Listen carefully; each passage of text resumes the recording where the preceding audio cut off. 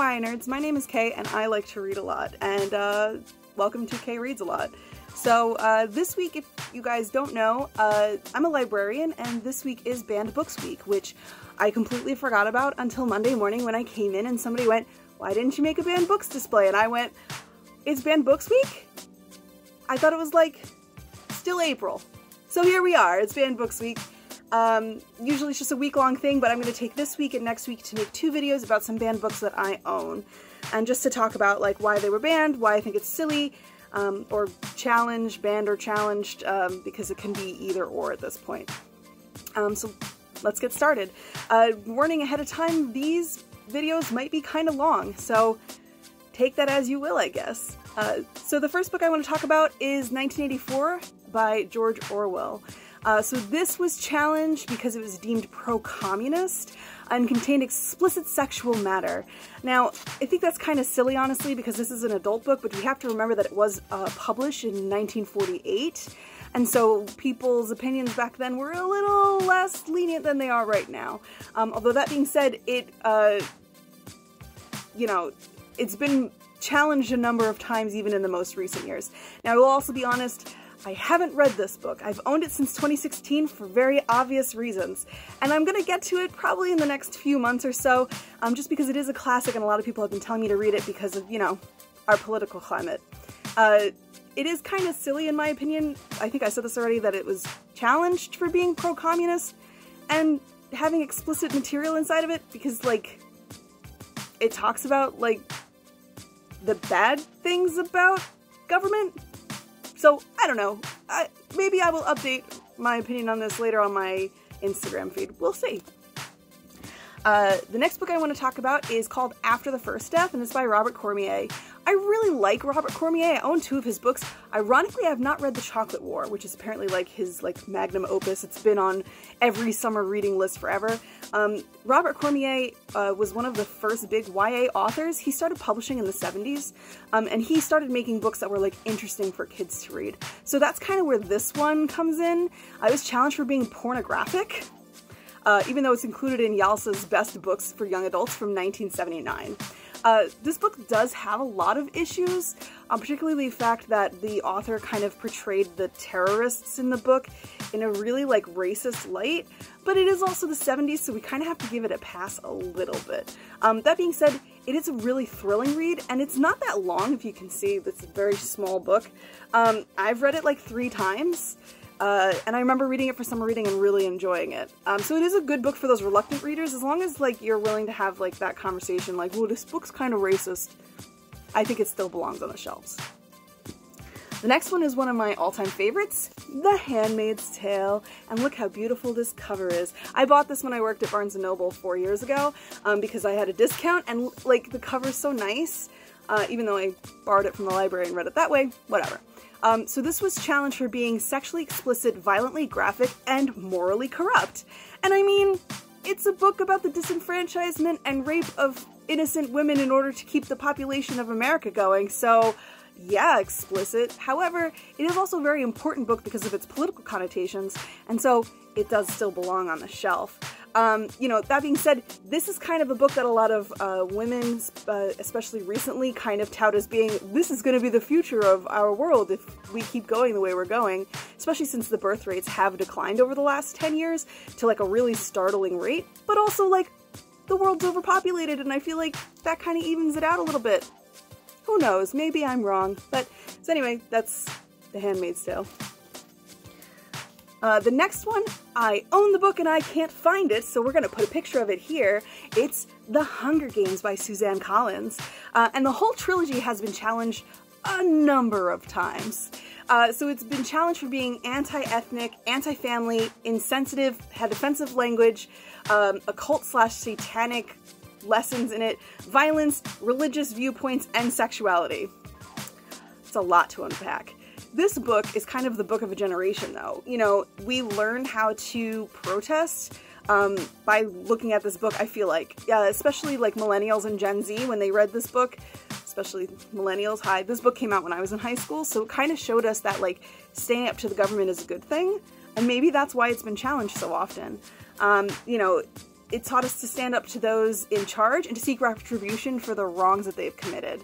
The depiction of Katniss in the love triangle was kind of what was pushed by the media, and so I could see how people would be upset about that because, like, the sexuality thing, but it is not really the focus of the books. It's more the focus of the movies to kind of, like, get people to go, I think. Hold on. Flipping pages. I also really, like, enjoyed the way that the author, like, portrayed Katniss's PTSD throughout the novels. You know, she went through something horrific and traumatic, and there are consequences for that, and they didn't really show that in the movies. I should not be comparing the two right now. We should be talking about why it's being censored. It's still a really important book, because it does show how, like, you know, when governments take over completely, it turns them corrupt, and how, like, we, the little people, need to stand up to that kind of injustice, and how, like, you know, healing from trauma is a long and arduous process that sometimes isn't always done. So it belongs on the shelf for that, at least. The next one is another Robert Cormier book, I Am the Cheese. And now this one was challenged, I think it was in the 70s, because this library, the school in Florida was like, hey, we want to give, like, our students something cool to read, and this book has a bunch of, like, 3 different narratives that weave together that, like, the kids have to kind of solve the mystery as they're going through it.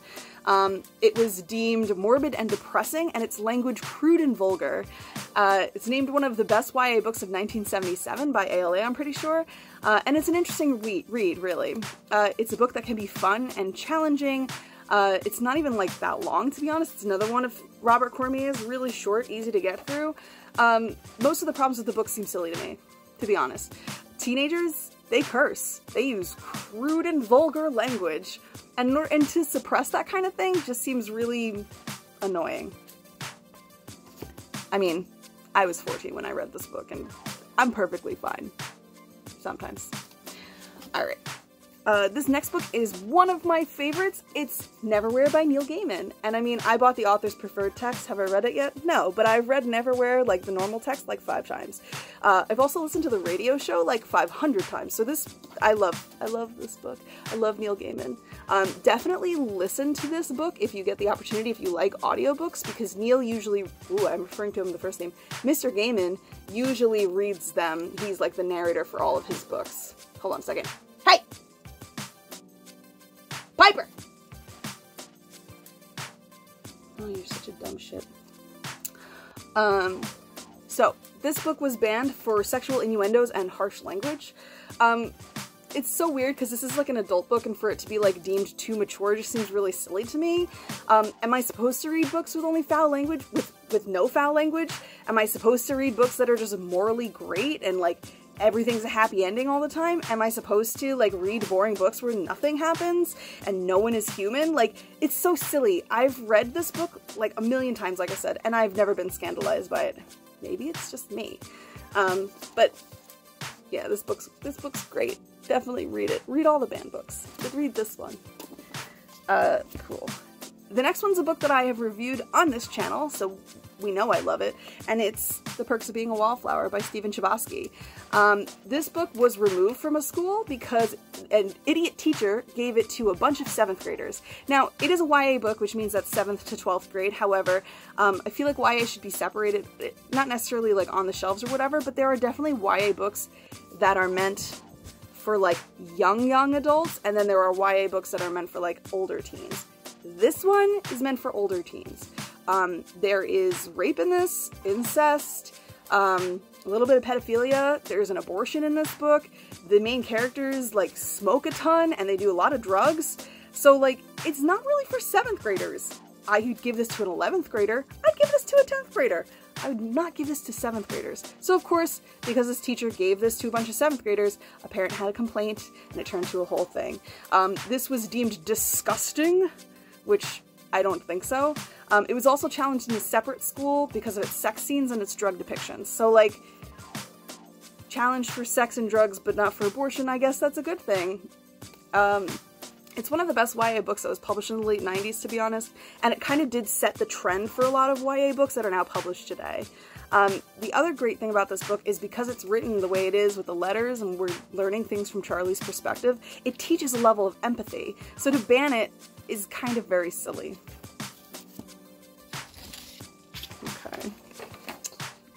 And the last book I want to talk about is To Kill a Mockingbird by Harper Lee. So this is a classic book, came out like, I think in the 60s, I could be completely wrong. I've also read this book like 3 times, once for high school, once on my own, and another time with a friend. It was challenged for being trashy, for doing psychological damage to the positive integration process, and representing institutionalized racism under the guise of good literature. It was also challenged for using the N-word, for having profanity and racial slurs, because the book conflicted with the values of the community, for being degrading to African Americans, and for containing adult themes such as sexual intercourse, rape, and incest, as well as racial hatred, racial division, racial separation, and promoting white supremacy. There's a lot to unpack in this. Now, to be frank, I understand why this book hurts the African American community. I understand that the depictions in this book are not great. I also understand that this book kind of promotes the idea of a white savior trope, and all of those things are problematic. However, when we're reading a book in school, those are the type of things that we need to talk about. Those are the type of things that a teacher should be bringing up while reading this book. Those are the type of things that my teacher brought up when we were reading this book. How problematic it can be in those ways. You know, I think it belongs on a library shelf because it's opened a lot of people's eyes to the experience of people of color in this nation. It opened my eyes. It was one of the first books I read where I was like, that's not okay. Why is that happening? And since then I have questioned a lot of things that happen in my world, race-wise and otherwise, and you know, that's why books are important, because they open windows like that for people who want to read them. Do I think this book promotes white supremacy? No! That's silly. That's so silly. It paints the white supremacists in a negative light, for the most part, I think. However, it can be damaging for a lot of other reasons. As always, read cautiously. And I think that's really all I have to talk about. So that was, I had 8 of those books. Next week we're going to talk about the graphic novels that I have that were banned. My cat is climbing up on something. Get down. So yeah, that was actually a lot quicker than I thought it was going to be. I plowed through those. As always, feel free to like and subscribe if that is your thing or not. Doesn't matter to me. I also have an Instagram that you can follow. I'm also on Goodreads. You can see what I'm reading right now. And that's about it.